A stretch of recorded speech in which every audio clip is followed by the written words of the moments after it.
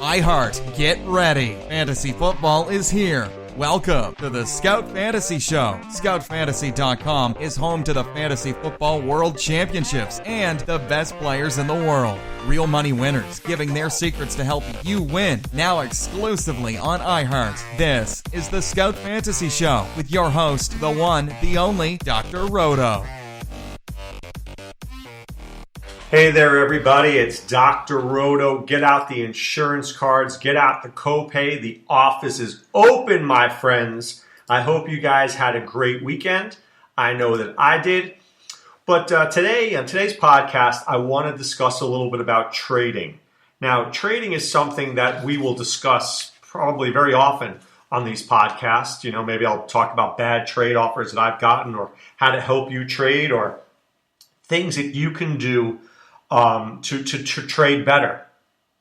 So I want to discuss trading in two different ways, in keeper leagues and redraft leagues. And we can see if we can figure out some strategies to help you be a better trader. So first of all, in redraft leagues, and when I talk about redraft leagues, I'm talking about leagues where you are playing just for this year. There's no dynasty component. There's no keeper component. And when I talk about keepers, I will also talk about football as well as baseball. And I guess we can use them interchangeably, whether it's football or baseball. You know, a redraft league I'm playing for this year. So if you offer me a guy like Yohan Moncada, great. I'm not really interested unless he can help me this year.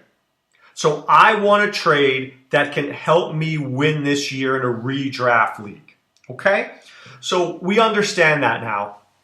The next thing we need to understand is how to make a good offer. How to make a good offer.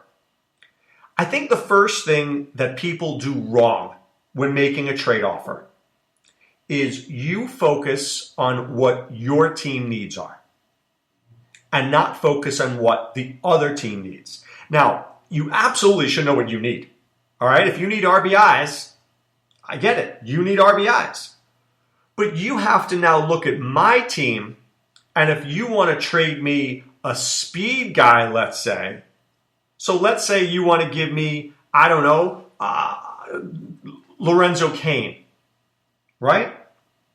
How's my team doing in speed? If my team is the highest stolen base team in the league, why do I want Lorenzo Cain, right? Look at what my team needs are before you make your trade offer. I get what you need. I know this why it works for you. Why does it work for me? Okay? That's the first thing I want to get at. Why does this trade work for me? Okay? I think that's a good starting point. How about the second thing I might say? Would you do this deal if you offered it? And I think we need to consider that. Because a lot of times we play in leagues where we know guys, and a lot of times we play in leagues where we don't know people. But assuming you know people in your league, and I would think that you do you want to make an offer to a guy that's insulting? Seriously, how do you feel about that, about yourself when you're making an insulting offer? So now look, we all don't know what we consider insulting offers or not, but I think we have an idea. So if I'm looking at, a team, right? And I say, well, I'll give you Austin Hedges and Ivan Nova for Gary Sanchez. That's just a bad offer. I'm insulting this guy. And the question is, if I were this guy, would I do that? Oh, well, Austin Hedges has 8 home runs. I mean, we can rationalize anything. Ivan Nova's been one of the top pitchers. Come on, dude. Would you do that deal? So ask yourself that. If you just wouldn't do the deal, don't offer it. Well, the guy could be stupid. Of course we could be stupid.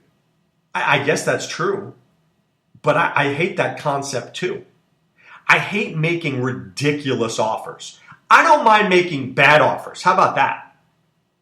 But I try not to make what I consider to be very bad offers. You may not like my offer, but I don't think you'll ever go, dude, that was disgusting. Right? Because that's not what I'm trying to do. if we're looking at percentages, I try to make what I would consider no worse than a 60-40 offer. Sure, it's going to be slighted my way, but because, making the offer, right? That's what we do. But at the same time, I'm never going to offer you an 80-20 because I don't want to insult you. I don't want you to be annoyed. And I have a friend who does that. He's like, well, yeah, I make a really bad offer and we'll negotiate. Yeah, no. When you make a really bad offer, it can put the other team in a bad mood. And when you do that, you'll lose them as a trade partner. So I call it a lot to like leasing a car. I remember I went to lease a car at this place once, and I said to them, the guy gives me the number, I go, do you expect me to take this offer? Because this is the worst offer I've ever seen. And he looks at me. I go, you're joking, right? And he goes, all right, let me come back. Look, I get it. You're a businessman. You're going to give me a bad number. But I tell you, I should have walked out when I got that first number. It's a disgusting number, which puts me in a bad mood. Right? I'll give you the car leasing story. I'll complete it for you. Gives me another number. I'm like, yeah. Gives me a third number. I go, that number gets me to call my wife. He laughed at that one. Right? So I equate that in trading and fantasy to that offer gets me to think about it. Just because I call my wife doesn't mean I'm doing the deal. Just because I'm thinking about it doesn't mean I'm doing the deal. But it's better than me not thinking about it at all because it's so disgusting I won't even think about it. So when I said to the guy at the car dealership, this number gets me to call my wife, he laughed. I called my wife. My wife comes in, and then we sit and stew about it for a while and try to get the offer better. Always better. Right? So, that offer gets me to think about it. Now watch, I want to take this one more step. I'll use the same car dealership analogy. So my wife and I are in this car dealership, and this guy gives me the number. And I sit there and I'm talking to my wife, and I'm like, I don't know, it's close. And I'm sure you say that in a baseball trade as well, or a football trade. It's close. Yeah. But you know what? You need that one more thing. So here's my best piece of advice, whether you're buying a car or making a baseball trade. Be willing to walk away. Be willing to walk away. Now, I walked away from that car dealership. I didn't go to the salesman. I went to the general manager and I said to him, I think we're going to take a pass. And I say that to you in a fantasy sports trade. Have no problem saying to the other owner, I think I'm going to pass on this offer. And here's what can happen. So the car dealership guy, as I turn to walk out, goes, well, hold on a second. Let's see what we can do here. Why does he say that? Because he's already invested time in this deal. And now I'm willing to walk away to lose this deal. And he doesn't want to waste the time. He wants the sale. Just as a lot of people want to make the trade. Why? They put in the time to make the trade. They don't want to walk away from the trading table. But you have to be willing to walk away. If you're willing to walk away, you might get the deal you want. So, true story. I turn to walk out. He goes, wait a second. I think I can make your price. That's funny. You didn't make it 20 minutes ago when I said 20 minutes ago. But when I was willing to walk away from the deal, he made his price. So I tell you that as well. When you're willing to walk away from a trade, you might just get that trade because you're waiting out the other owner. And the other owner doesn't like to wait. They never like to wait. It's true. People don't like to wait. They want to make a deal. They want to make a deal. So if you're willing to wait, you might be willing to get more. Okay? So that's one rule for you. Keeper leagues are harder. Keeper leagues are harder because now you're trading for the future. So I have different trade values for my future guys than I do for my present guys. So it all depends on what's out there. Meaning, for example, in one of my leagues, I have Franklin Barreto. To me, Franklin Barreto is going to be one of the top shortstops in all of baseball. It's going to take an awful lot to get Franklin Barreto off my team. Why? It's a keeper league. Now, conversely, I have Eric Hosmer. I would be willing to deal Eric Hosmer way more easily than Franklin Barreto. And you'd be like, Dr. Roto, are you insane? Eric Hosmer, 18 home runs, 80 RBIs, should hit you 280, 290. Franklin Barreto hasn't done anything. That's true. But Eric Hosmer's on my team for 1 year, this year. He won't be there next year. Franklin Barreto might just be my shortstop for the next 3 seasons. So it's going to take you more to get Franklin Barreto from me than it will to get Eric Hosmer. I might give you Eric Hosmer for very little, depending if I need him or not. But Franklin Barreto, you better give me 3 of your best players. See the difference? It's a very small difference, but it's a difference. Miguel Sano, I ain't giving away Miguel Sano. You're going to have to give me 5 guys for Miguel Sano. Because this is a guy you could build your team around in a dynasty league. So the only way I trade a Miguel Sano or a Franklin Barreto is if you absolutely and unequivocally overpay me. If it's a no-brainer trade that should put me in first or second place this year, then I do the trade, no problem. No problem. But if I can't get first or second place, I'm not giving you Miguel Sano. There's just no way. There's just no way I'm doing that. Do you see why? Hosmer, no problem. He's gone. Sano, no way. Now, if you're in a keeper league, my biggest problem that I'm having in a keeper league, and I'll share it with you. Let's say some guy trades Franklin Barreto. I'll use that same example. And he gets back Adam Duvall, Odubel Herrera, and Jacoby Ellsbury. It's a lot, right? You're like, wow. This guy got 3 players for Franklin Barreto. Now, is that a disgusting deal? You might argue it is or it isn't. If you are going to lose anyway and you're in last place and you want Franklin Barreto and some pigs thrown in for Ellsbury, Herrera, and Duvall, well, how good is Ellsbury, how good is Herrera, and how good is Duvall, right? I'm probably not keeping any of those guys next year, but I'm getting a 3-for-1 because I'm trying to win, right?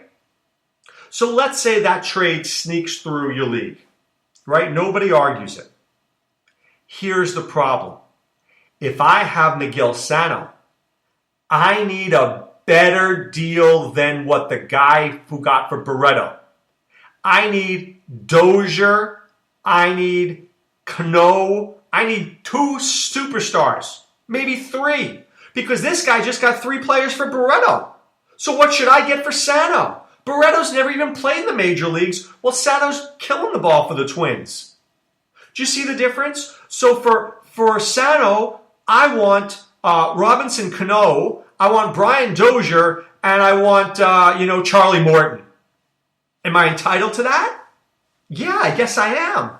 Why am I entitled to that? Because Miguel Sano's cheap as anything and it's a keeper league. And if Barreto got me 3 players, I should be getting 3 better players for Sano. And here's the problem. It becomes a snowball effect of bad trades, of disgusting trades. I got to one-up my competition. We're constantly looking to one-up each other because if you make a bad deal, I've got to make a gross deal. The next guy's got to make a disgusting deal. And the one after that's got to make an egregious deal. All because the first guy made a bad deal. So it's one of those things that I'm very down on keeper leagues. Because unless you're making a really bad deal, why make a deal? Seriously, I'll wait it out. And here's why I'm going to wait it out. So I'll give you an example. My keeper league this year, it's pretty close. It's actually pretty close. First place is 110 points. Second to 14th place is 63. That's not so bad. There's one guy literally out of it at 46. One guy. But everybody else is kind of in it. There's guys in the 80s, 70s, 70s, 60s. I wouldn't quit. So I got to wait. I got to wait to make the right deal. I'll wait till somebody gets out. When somebody gets out, they'll make a deal with me. Right? So I need to wait. So some people make deals. So once again, waiting, key in trading. Waiting is key in trading. I wait to make the right deal. I don't need to make the first deal. I need to make the best deal. Never deal just to deal. Deal because it's the right thing for your team. Deal because it's the right thing to help your team win. Okay? So let's go over it. Always look at what your team needs. Always look at what your other team needs, right? The opponent, the trade that you guys are going to trade with. What is his needs? Your needs and his needs. Do they match up? Make a decent first offer. Don't make a disgusting offer. Make a decent offer. Negotiate. And then wait if you have to. And I'll give you one more piece of advice. This is a secret piece of advice. Pick up the phone. Pick up the phone. And here's what I'll say. You look at my team, right? You look at my team. I'm going to give you the same league. And you see here, I've got Goldschmidt and Dozier and Kepler and Cano. You don't realize that I may value Franklin Barreto higher than half the guys on my team, which I do, by the way. Which I do. How would I know that? By calling me on the phone. If you call me on the phone, you'd know that you'd never get Barreto from me. But when you offer me, like Eddie Rosario and Daniel Vogelbach for Barreto, I'm going to laugh at you. So don't be lazy. I know we like emails and I know we like clicking trade offers, but occasionally pick up the phone and talk to a guy. And you know what else I might learn when I make a phone call? Who doesn't that guy like? Oh, he's down in Odubel Herrera? Interesting. I like Herrera. Maybe I can make a deal. See what I'm saying? Sometimes you don't know how that guy values his players. You know when you speak to him. That's a trick. Do it. It really helps.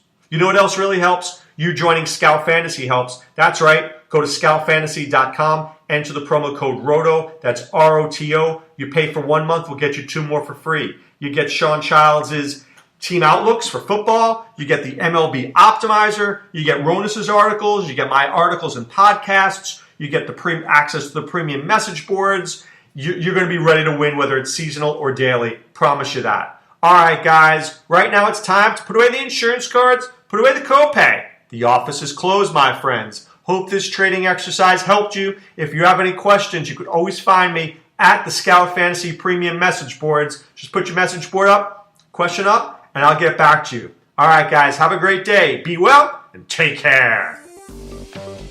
Thanks for listening to the Scout Fantasy Show. There's never been a better time to join the Scout Army. Visit scoutfantasy.com. Use the promo ROTO for 2 months free. And don't forget, fantasy players, please thumbs up the podcast on the iHeart app. See you next time. Go Scouts!